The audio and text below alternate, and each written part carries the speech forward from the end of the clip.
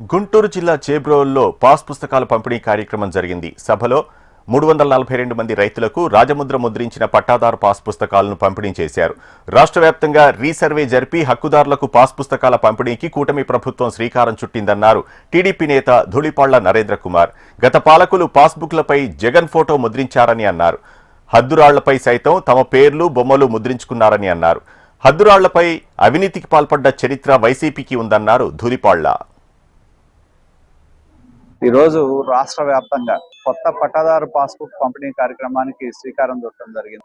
గతంలో ఏదైతే గత ప్రభుత్వం రీసర్వే పేరు మీద ప్రజల భూమికి బొమ్మలేసుకొని పట్టాదారు పాస్బుక్స్ ఇచ్చారు, ఇవాళ ఆ విధంగా కాకుండా అధికారికమైన ప్రభుత్వ ముద్రతో పట్టాదారు పాస్బుక్ ఇవ్వటం, దానిలో భాగంగా ఒక్కసారి వాళ్ళకి సంబంధించిన భూమి వివరాలన్నీ కూడా మీ భూమిలో ఎలా ఉంది, అలాగే వాళ్ళ లొకేషన్ ఏంటి అనే పూర్తి వివరాలతో పాటు ప్రభుత్వం కొత్త పట్టాదారు పాస్బుక్స్ కార్యక్రమానికి శ్రీకారం చుట్టడం జరిగింది. ఇవాళ మీసరగడ్డ అనంతవరం గ్రామంలో 342 మంది రైతులకి పట్టాదారు పాస్బుక్స్ పంపిణీ కార్యక్రమానికి శ్రీకారం చుట్టాం.